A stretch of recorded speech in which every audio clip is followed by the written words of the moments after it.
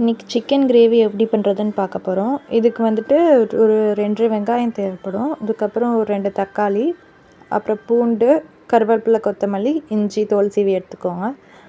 இதெல்லாமே வாஷ் பண்ணிவிட்டு இப்போ வந்துட்டு அந்த 2 வெங்காயத்தில் 2 வெங்காயமாக நல்லா நான் சாப் பண்ணி வச்சுருக்க மாதிரி சாப் பண்ணி வச்சுக்கணும். தக்காளியும் அதே மாதிரி 2 தக்காளியும் சாப் பண்ணிவிட்டு இப்போ நான் ஒரு அந்த 2 வெங்காயத்தில் அந்த அரை வெங்காயத்தை ஒரு 2-3 வெட்டி அதை வந்து நம்ம அரைக்க போகிறோம் மிக்சியில். அந்த அரை வெங்காயத்தை வந்துட்டு நான் இந்த மாதிரி மிக்சியில் போட்டுட்டு அதோட பூண்டு, இஞ்சி இது எல்லாமே போட்டு ஒரு அடி அடிச்சுக்கிட்டு அது வந்து நம்ம கிரேவியில் சேர்க்க போகிறோம். அதனால் ஒரு அடி அடிச்சுக்க வேண்டாம்.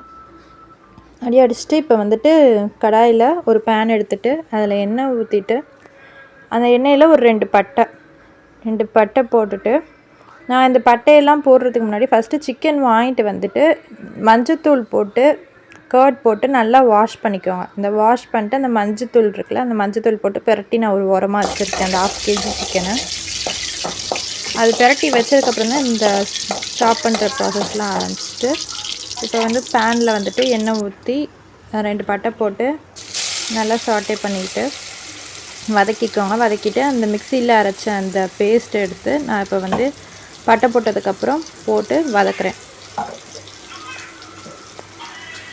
இப்போ வதக்குனதுக்கப்புறம் நல்லா வதங்கணும். உங்களுக்கு பார்த்தாலே தெரியும் நல்லா வதங்கி அந்த கலரே வந்து ஒரு மாதிரி ரெட்டிஷ் ஒரு மாதிரி ப்ரௌனிஷ் கலரில் வரும். இப்போ ப்ரௌனிஷ் கலரில் வந்தோன்னா நம்ம கட் பண்ணி வச்சுருக்க வெங்காயம், தக்காளி அதெல்லாம் போட போகிறோம். உங்களுக்கு எண்ணெய் பத்தலைன்னா எண்ணெய் வந்து சேர்த்துக்கலாம். ரொம்ப ஸ்டார்டிங்லேயே எண்ணெய் ஊற்றிட வேணாம். பிகினர்ஸாக இருந்தாங்கன்னா வந்துட்டு ரொம்ப ஸ்டார்டிங்லேயே எண்ணெய் ஊற்றிட வேணாம். இந்த மாதிரி தக்காளி நம்ம கட் பண்ணி வச்சுருக்கதை வந்துட்டு போட்டுக்கிட்டு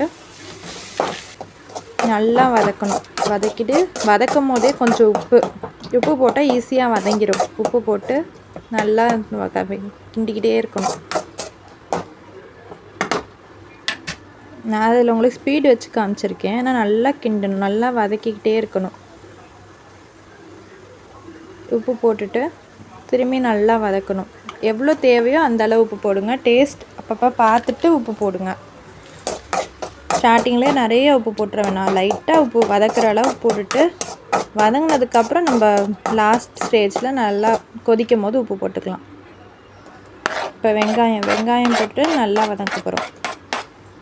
ரொம்ப ஈஸி சிக்கன் கிரேவி பண்ணுறது. இது வந்து யார் வேணால் பண்ணிடலாம், சின்ன பிள்ளைங்களே பண்ணலாம்.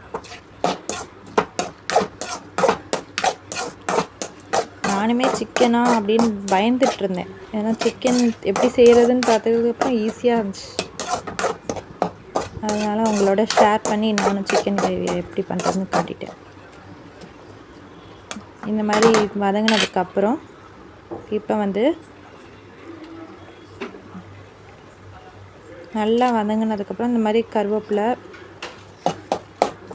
வந்து நான் எடுத்தது 4-5 எடுத்திருக்கேன். ஏன்னா வந்துட்டு போட்டுருவேன். நான் கருவேப்பிலை வந்து இன்னும் கொஞ்சம் நிறையா ஆட் பண்ணணும். நிறையா இருந்துச்சுன்னு நினச்சி பார்த்தா 4-5 தான் இருந்துச்சு. இப்போ நிறையா எடுத்து இந்த மாதிரி ஒரு 2 இனுக்கு கருவேப்பிலையை வந்து ஆட் பண்ணிக்கிட்டு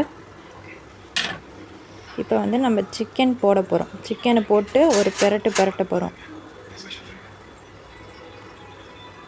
சிக்கனை வந்துட்டு இந்த மாதிரியே நம்ம மஞ்சத்தூள் போட்டு பெரட்டி வச்சுருக்கனால நம்ம திரும்பியும் வந்து போட்டு சமைக்கும் போது மஞ்சத்தூள் போடணும்னு அவசியம் இல்லை.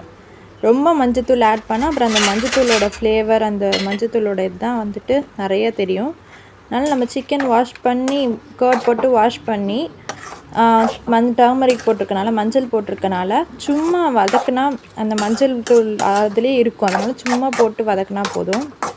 திரும்பி மஞ்சத்தூள் ஆட் பண்ண வேணாம். மஞ்சத்தூள் ஆட் பண்ணி அந்த மஞ்சத்தூள் ஆட் பண்ணி வச்சுருக்க சிக்கனை வந்துட்டு இந்த மாதிரி போட்டு பெரட்டி அது அப்படியே இருக்கணும். இப்போ வந்து நம்ம மசாலா ஆட் பண்ண போகிறோம். காரத்துக்கு வந்து மிளகாத்தூள், ரெட் சில்லி பவுட்ரு ஆட் பண்ணிவிட்டு எவ்வளோ தேவையோ அந்த அளவு நான் வந்துட்டு 1.5 ஸ்பூன் போட்டிருக்கேன். தனியாத்தூள்,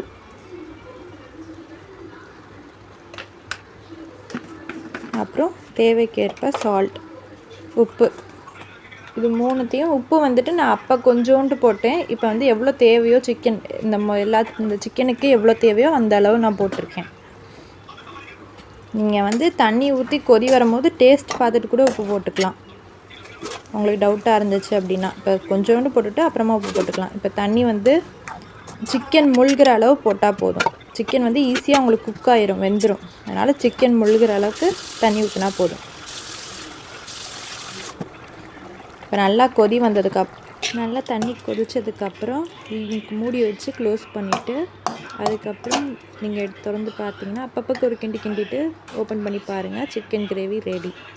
அது நடுவுலேயே நான் கொஞ்சம் அந்த கிரேவி எடுத்து எக் போட்டுட்டேன். தேங்க்யூ.